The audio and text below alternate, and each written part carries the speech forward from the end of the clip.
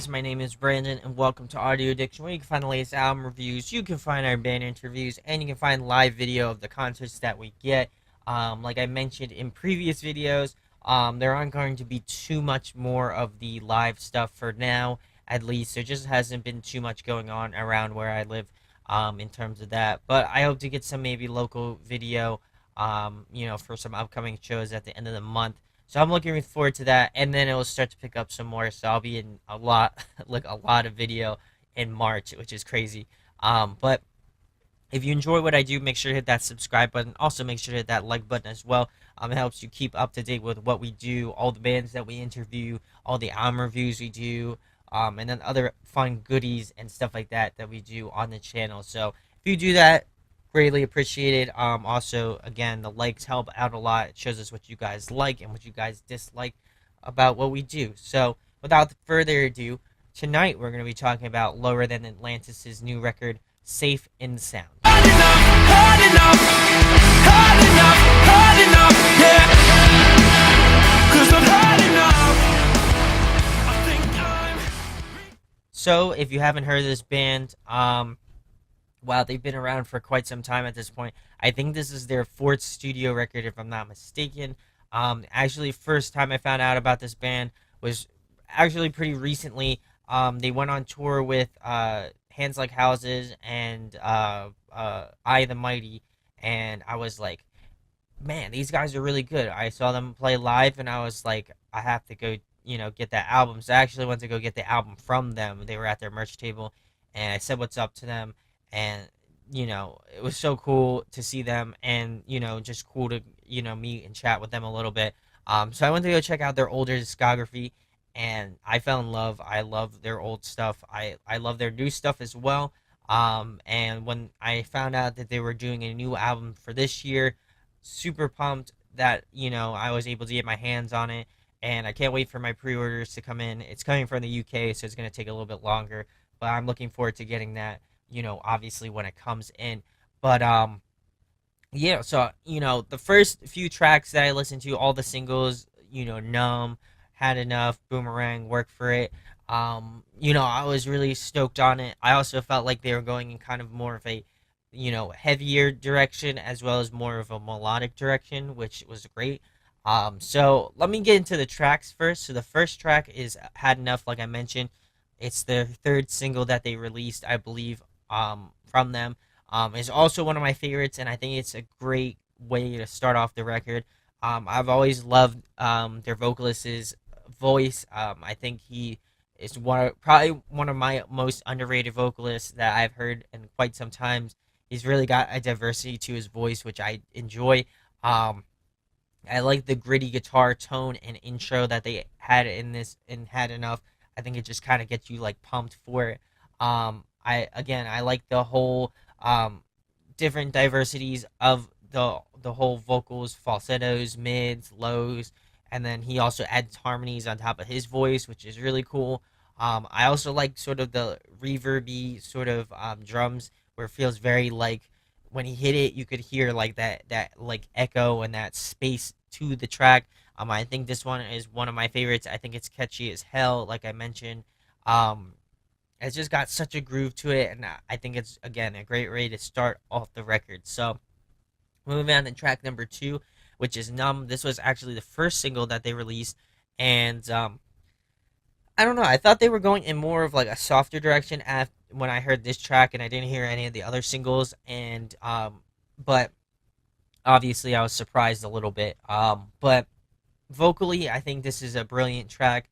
Again, I love his different, the different ways he goes about his voice in this album. I think it's just very unique to Lower Than Atlantis. You can still hear his kind of accent, but at the same time, I enjoy just the vocal diversity that he does and the layering. Again, speaking of layers, I like the vocal layers throughout this track, the harmonies, just the overall like atmosphere of the track when he's adding those layers and those harmonies. I think it kind of just adds to the overall flavor of the track. I feel like this track has a lot of groove to it, almost has this sort of like soulfulish vibe to it, which I really enjoy as well. I know a lot of kind of like top 40s bands do that. So I like that they're incorporating that as well. Again, I feel like this track has probably the most poppy feel of the track. There are a lot of tracks off the record that feel poppy, but this one in particular feels the most poppy to me. But I can definitely see this track being played on like a radio station. Like I'm sure it's been played on Kerrang before. I'm sure it's gonna be played on like Triple J, in Australia, and I hope to maybe here in the U.S. Who knows? It'll probably be on like one of those like satellite radio stations. But either way, it's really cool to see them, diversify and bring out different sort of aspects of Lower Than Atlantis. So we'll move on to track number three, which is Long Time Coming. I like the guitars and the drums and how they kind of take the spotlight throughout the intro and the verse parts. I think that's always something that I look forward to when I hear albums. I love when bands kind of have that, guitar focused or like different instrument focused intros. I think that kind of diversifies their whole sound and just makes the track different because you start to pick out different things based off of what leads.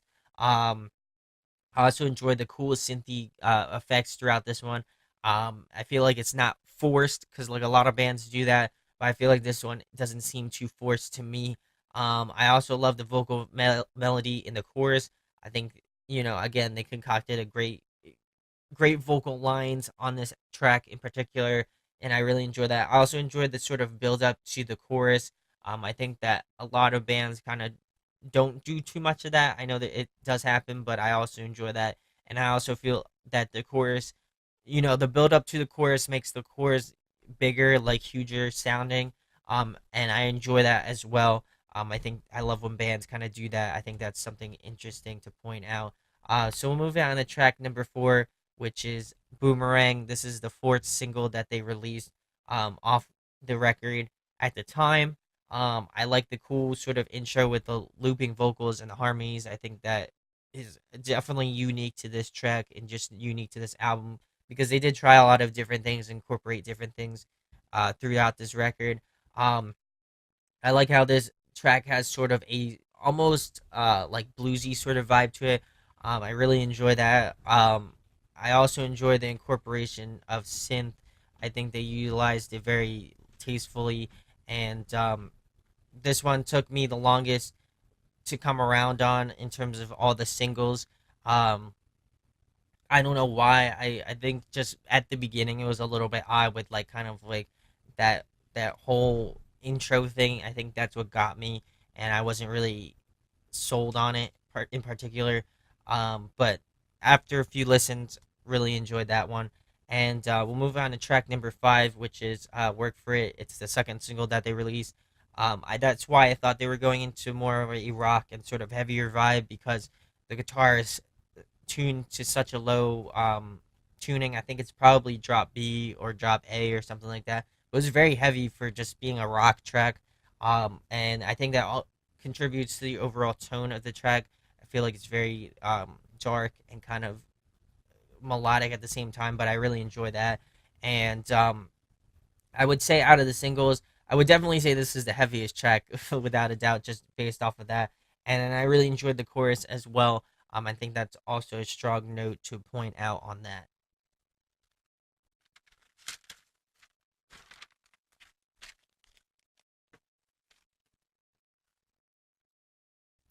So we'll move on to track number six, which is Could Be Worse. I would definitely say this is my favorite track off the entire record. I like the beginning intro part. It reminds me a lot of like Sean and Transit as a very like finger style, finger picky sort of intro. The guitar is very twangy, which I enjoy. I think they probably use like Fender or something like that. But I really enjoyed that. Um, I enjoy the sort of like a lighter vocal style in the verses, and then kind of pick it up in the chorus. The leads are very nice, and I think they kind of accent the whole track in general. I think that this track by far has the catchiest chorus on the record.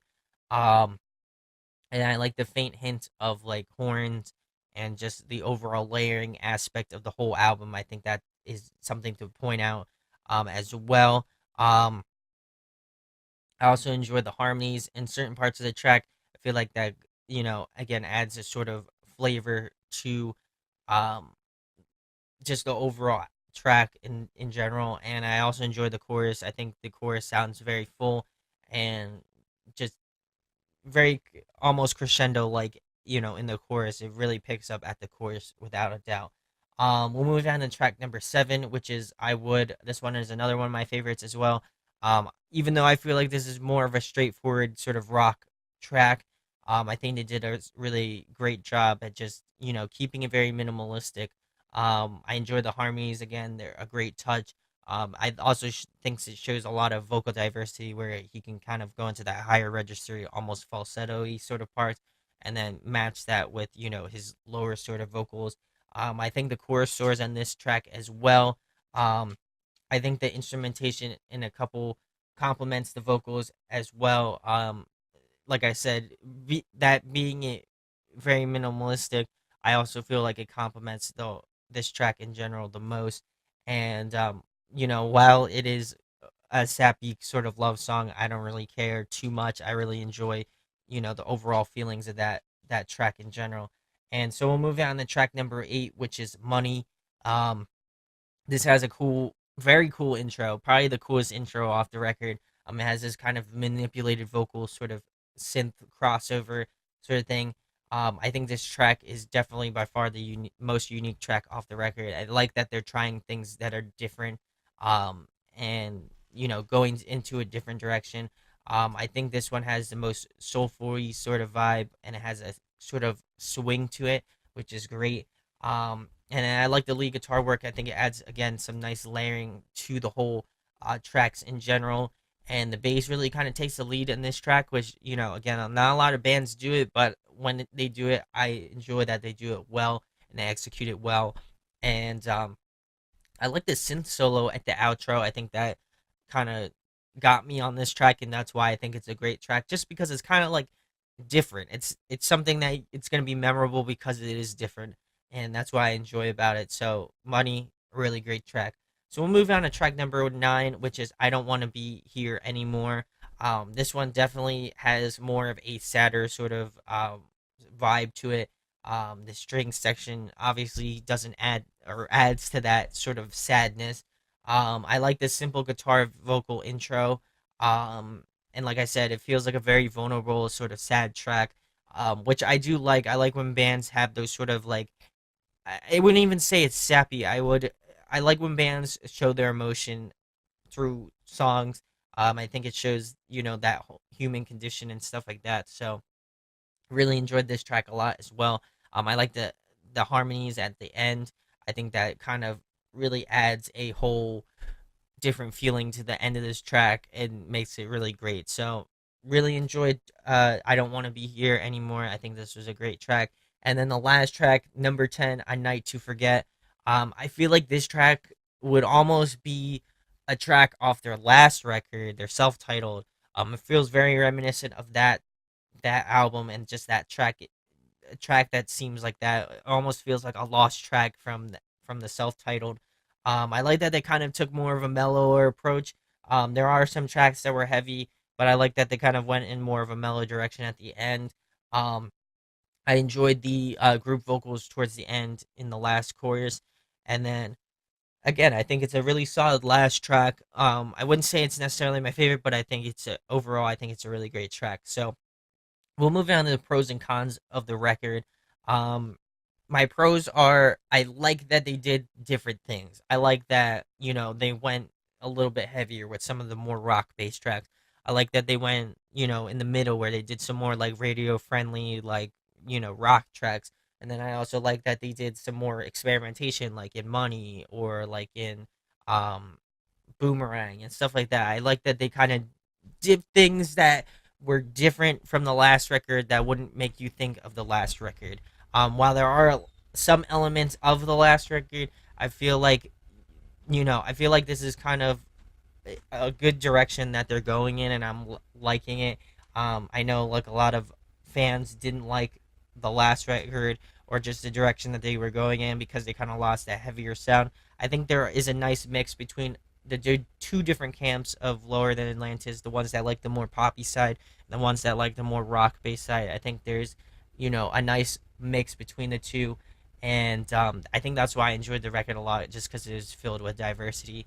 And I don't really have any too many cons on this record. I think they really did something that's different, but also very true to Lower Than Atlantis. So my overall rating for this record, I will have to give it an 8.8 out of 10. I think it's a great work that they did. I do like their older stuff a lot, so it's really hard to say where I would categorize this record in. I do like this record a little bit, if not more, than the last record, their self-titled record.